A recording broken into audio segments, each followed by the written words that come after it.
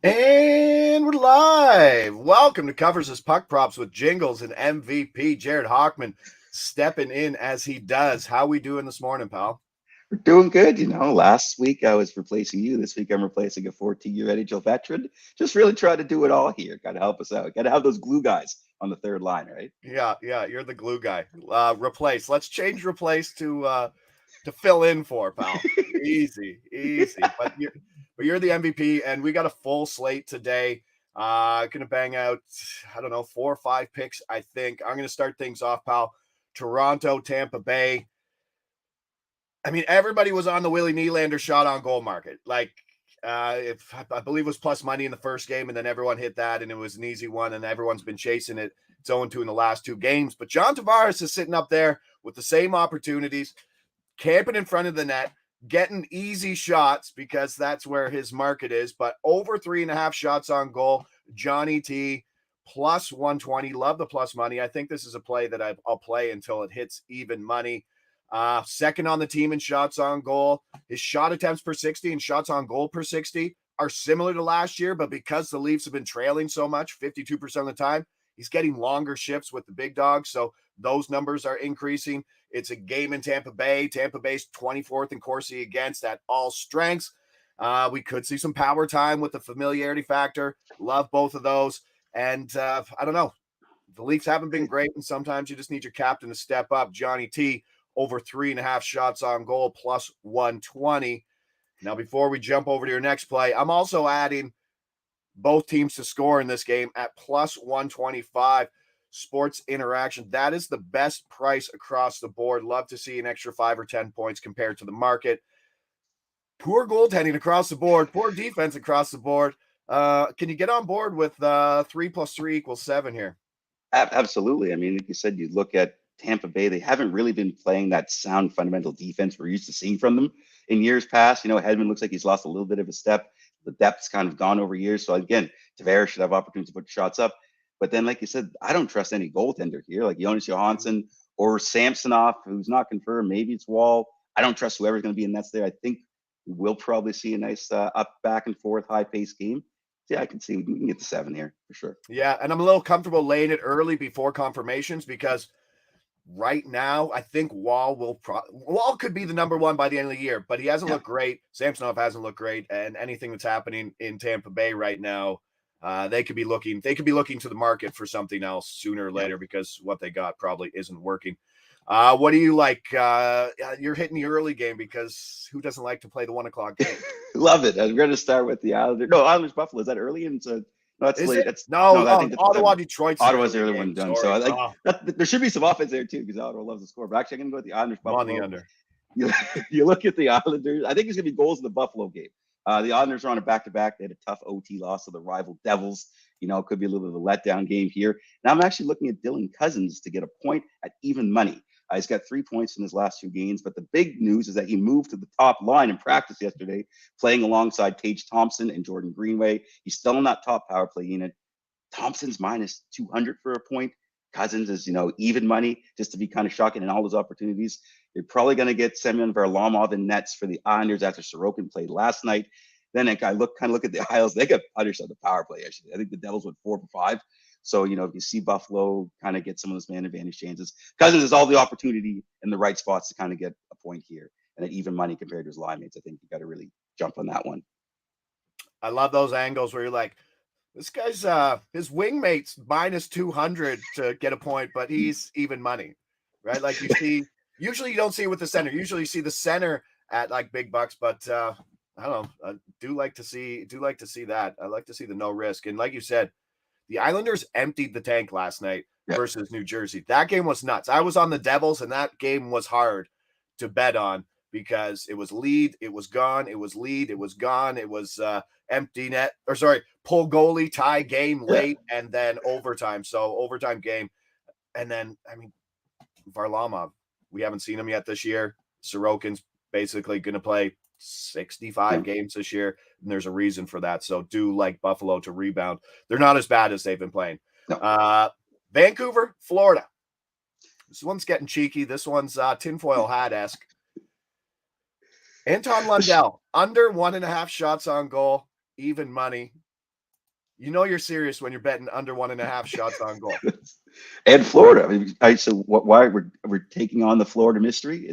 We solved it. If you crack the X file, I know. All right, so was not impressed with the Florida scorekeeping in Florida's opener versus Toronto. I believe they finished with 22. I think they had like 4 shots in the third. I counted quite a few more. There were a lot taken off. Anybody that was on the Brady Tkachuk train it is very angry about what happened. He had 3 early, got to 4. It was erased and then finished with 3 with a total of 3.5. So this was also a Florida team who at home last year, you couldn't even bet their shot on goal markets. Like people were out there. I was out there betting all Florida, all over, just because of the generous shot tracking. Now, I'll admit I don't know specifically how the NHL tracks their shots. I don't know if it's technology based, sports radar possibly, in that sense, or if there's some human error involved. But I'm not. I think there's a little edge here compared to what we saw last year to this year. If there's a slight regression, and then I just tried to find the best. I don't know, the best player to attack here, and I found it Lundell, third line.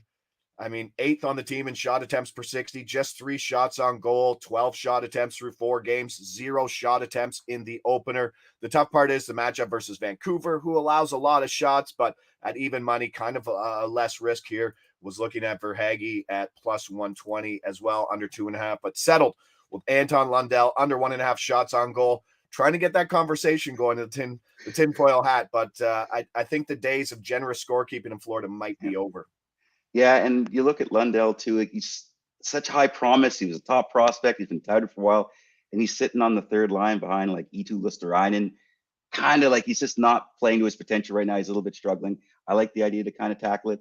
And like I said, if there is like a course correction on shot props, that's probably a good way to kind of go with out down in Sunrise. Yeah, Brady Tkachuk, I believe minus 115, under 3.5 there. But I didn't want to get on that train again. I know it's a soft spot for some people, but where are you going with your next play here, Hawk? Gonna stay with a shot prop. We're gonna go with an over 1. Hopefully, there's no kind of tinfoil things in play. I'm gonna go with Erik Karlsson for the Pittsburgh Penguins, over 2.5 shots, also at even money. Listen, they're going against the Blues. They have just not been good to start the year. They've been outshot by an average of 36-25 through 3 games. That's despite taking the fewest penalties in the league. So they're just getting outshot. The ice is tilted against them at even strength. You look at Karlsson, he's topped this number 3 straight games. He's actually shooting more at even strength on the power play, 9 of his 12 shots at 5-5. Then again, I look at the comparisons. Chris Letang, another similar offensive defenseman. He's only 10 cents more. He's only about half the shots. He's not shooting as much. All the Penguins' top 6 forwards, they're all like minus 150, minus 180 on 2.5, or 1.5, so like minus 190. So then Karlsson's one of the few players here on the Pens that's kind of reasonably priced. And again, we talked about it before the show. The Blues are just weird, and there's some weird stats to throw here, and we should attack them. The Blues stink. They stink. And before the show, we mentioned at 5-on-5 or money puck, they have 0 high danger shots allowed. That doesn't make any sense. I don't know if that's correct, but to play that poorly and to give up that many goals on low quality and medium, it just means that I don't know. There's a lot of low quality shots going towards the net, and we like that. Jumping into the chat here, Adam says loving Stamkos' contract here. 100%. He was one of the first person I jumped to look at. Didn't want to pay minus 160-ish for his over 2.5.